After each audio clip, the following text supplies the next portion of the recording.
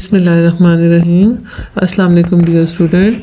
आज हम exercise number 1.2 start करेंगे और इसमें हम जो है सबसे पहले क्या चीज़ करेंगे, ट्रांसपोज ऑफ मैट्रिक्स। ठीक है, आपको जैसे कि मैंने बताया था कि मैट्रिक्स की जो अगली टाइप है ट्रांसपोज ऑफ मैट्रिक्स, इसको हम एक्सरसाइज करते हुए एक्सप्लेन करेंगे। तो देखिए, चलिए क्वेश्चन से स्टार्ट करते हैं। क्वेश्चन नंबर 1 का फर्स्ट पार्ट है हमारे पास। ये एक मैट्रिक्स दिया हुआ है P, ठीक है, और ये क्या है 1 2 3 एंड 1। ठीक है, अच्छा अब देखिए बच्चों, आपको मैंने लास्ट एक्सरसाइज में बताया था कि डायगोनल मैट्रिक्स, स्क्वायर मैट्रिक्स और आइडेंटिटी मैट्रिक्स का स्क्वायर मैट्रिक्स होना ज़रूरी है, लेकिन ट्रांसपोज ऑफ मैट्रिक्स जब हम लेते हैं तो वो किसी भी ऑर्डर के मैट्रिक्स के लिए हम कर सकते हैं। वो स्क्वायर मैट्रिक्स भी हो सकता है, रेक्टेंगुलर मैट्रिक्स भी हो सकता है, वो किसी भी टाइप का मैट्रिक्स हो सकता है। ठीक है, और यहाँ पर देखें, जब हम इस पर ट्रांसपोज अप्लाई करेंगे तो इसको लिखने का तरीका क्या है कि आपने इसके ऊपर छोटा सा t डाल देना है। 1 2 3 एंड 1। ठीक है, दोनों तरफ हमने ट्रांसपोज लिया। जब ट्रांसपोज अप्लाई होगा तो क्या हो जाएगा कि जो रोज़ हैं वो कॉलम में चेंज हो जाएंगी। देखिए, इसकी पहली रो क्या है 1 एंड 2, तो ये इसका क्या बन जाएगा, कॉलम। इसकी दूसरी रो क्या है 3 एंड 1, और ये भी इसका क्या बन जाएगा, कॉलम। और ये इसका क्या हो गया, ट्रांसपोज ऑफ मैट्रिक्स। ठीक है बच्चों, सिंपल हमने क्या करना है, रोज़ को कॉलम में और कॉलम को रोज़ में चेंज कर देना है। ठीक है, आप क्वेश्चन हल करते हुए एक ही चीज़ को जहन में रखें ना कि हम रो को कॉलम में, अगर आप रो को कॉलम में चेंज करें तो देखें हमने ये रो रखा, इसको सीधा लिख दिया, ये इस रो को लिया, इसको सीधा लिख दिया। आप कॉलम वाइज भी ले सकते हैं। मिसाल के तौर पर देखें, अगर मैं कहती हूँ इसका कॉलम 1 3 है, ठीक है, इस तरह ले रहे हैं, तो हमने इसको रो बनाना है। देखेंगे 1 3, तो मैंने इसको रो बना दिया। दूसरा कॉलम क्या है 2 1, इसको रो बना दिया 2 1। ठीक है, यानी आप कॉलम, रो से कॉलम या कॉलम से रो, जिस तरीके से आपको आसान लगे। ठीक है, क्वेश्चन नंबर 1 के सेकंड पार्ट की तरफ चलते हैं। देखिए, सेकंड पार्ट इसका क्या है, तो उसको लिख लेते हैं। क्यू मैट्रिक्स है,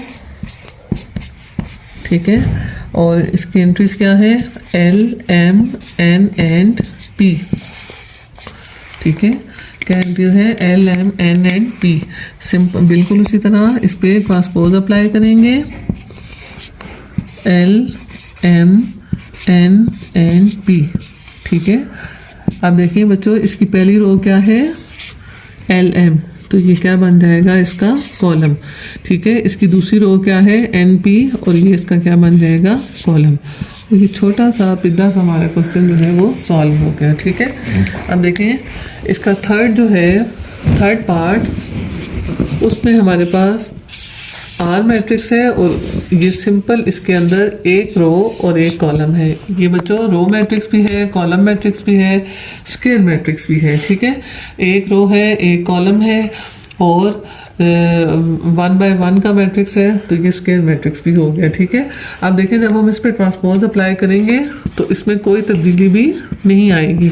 एक ही सिंगल एलिमेंट है, उसको हम क्या रो और कॉलम बनाएंगे, तो देखिए हमारे पास R ट्रांसपोज जो है वो वापस क्या आ गया, 6 आ गया। ठीक हो गया। अच्छा, उसके बाद देखिए अगला हमारे पास जो है क्वेश्चन नंबर, इसको 1 का फोर्थ पार्ट है S मैट्रिक्स। ठीक है, अब इसमें देखें -5 1 -2 1 4 एंड 4। ठीक है, अब हमने क्या करना है, इसका ट्रांसपोज लेना है। तो देखें बच्चों, ये स्क्वायर मैट्रिक्स नहीं है। क्यों नहीं है, देखें इसमें रोज़ की तादाद 3 है और कॉलम की तादाद 2 है।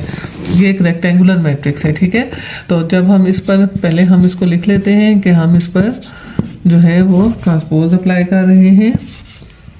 ठीक है, ये ट्रांसपोज अप्लाई करना है।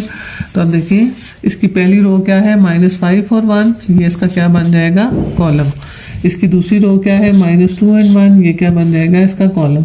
और तीसरी रो है 4 और 4, और ये क्या बन जाएगा, इसका कॉलम। ठीक है, तो ये जो है इसका चौथा पार्ट है हमारे पास सॉल्व हो गया। ठीक है, अच्छा, उसके बाद लास्ट पार्ट है फिफ्थ पार्ट, और ये हमारे पास मैट्रिक्स क्या है, T मैट्रिक्स। ठीक है, और इसकी एंट्रीज क्या है 6 7 8 6 7 8 13 1 and 3 और लास्ट है 2 4 and 5। अब देखिए ये कौन सा मैट्रिक्स है? स्क्वायर मैट्रिक्स है। क्यों स्क्वायर मैट्रिक्स है बच्चों? क्योंकि इसमें 3 रोज और 3 कॉलम्स हैं, तो ये 3 by 3 का मैट्रिक्स है। और जो है इस पे भी हम अब ट्रांसपोज अप्लाई करते हैं। T transpose 16 7 8 13 1 3 2 4 and 5। ठीक है, अब देखिए जब इस पर ट्रांसपोज अप्लाई होगा तो इसकी देखिए पहली रो क्या है? 16 7 और 8 और ये इसका क्या बन जाएगा? कॉलम। दूसरी रो क्या है? 13 1 और 3 और ये इसका क्या बन जाएगा? कॉलम। और तीसरी है 2 4 5, ये रो थी और ये क्या बन गया? इसका कॉलम। ठीक है, तो ये हमारा पहला क्वेश्चन हल हो गया। तो दूसरा क्वेश्चन भी बहुत ही सिंपल है, लेकिन हम बुक में से ही इसको देखते करते हैं। देखिए आपने दूसरे क्वेश्चन में क्या बताना है कि which of the following matrices are transpose of each other, कि इनमें से कौन से मैट्रिसेस एक दूसरे के ट्रांसपोज हैं। ठीक है, तो चलिए करते हैं इसको।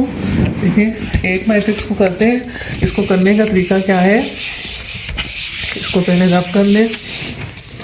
अच्छा, अब देखें हमारे पास यहाँ पर क्वेश्चन नंबर 2 का फर्स्ट पार्ट है। ए मैट्रिक्स दिया हुआ है A1 A2 B1 B2।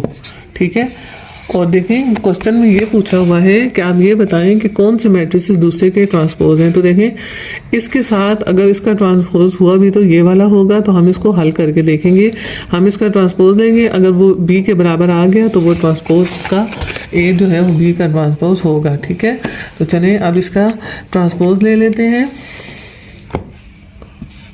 A transpose is equal to A1 A2 B1 B2। ठीक हो गया। अब देखिए जब इस पर ट्रांसपोज अप्लाई होगा तो ये A1 A2 इसकी रो है, तो ये क्या बन गया? कॉलम। B1 B2 इसकी दूसरी रो है, तो ये क्या बन गया? इसका कॉलम। और ये देखिए ये मैट्रिक्स B के बराबर आ गया ना। देखिए आप बुक में इसको मिलाएंगे। देखिए A1 B1 A2 B2। ठीक है, ये मैट्रिक्स B के बराबर आ गया। तो इसका क्या मतलब हुआ कि A and B are transpose of each other. A and B are transpose of each other. ठीक है, यानी अगर B का ट्रांसपोज देंगे तो वो A बन जाएगा और A का ट्रांसपोज देंगे तो वो B बन जाएगा। ठीक है, अच्छा अब इसका C पार्ट है, मतलब आपको दो ही दफ़ा हल करना पड़ेगा, चौथे मतलब दूसरे का खुद ही पता चल जाएगा। ठीक है, अच्छा अब देखें हमारे पास जो अगला है C मैट्रिक्स। ठीक है, वो क्या गिवन है? -3 1 and 1 -1 4 2 and 7। ठीक है, अब हमने इसको हल करके देखना है कि ये D के बराबर आता है या नहीं आता। ठीक है, तो C का ट्रांसपोज ले लेते हैं। -3 1 and -1 4 2 and 7। ठीक हो गया। अच्छा अब देखें पहली रो क्या है? -3 1 और -1, ये क्या बन जाएगा? कॉलम। ठीक हो गया। और दूसरी रो क्या है? 4 2 and 7, ये भी क्या बन जाएगा? कॉलम। ठीक है, चलिए अब देखते हैं कि ये मैट्रिक्स D के बराबर आया है कि नहीं।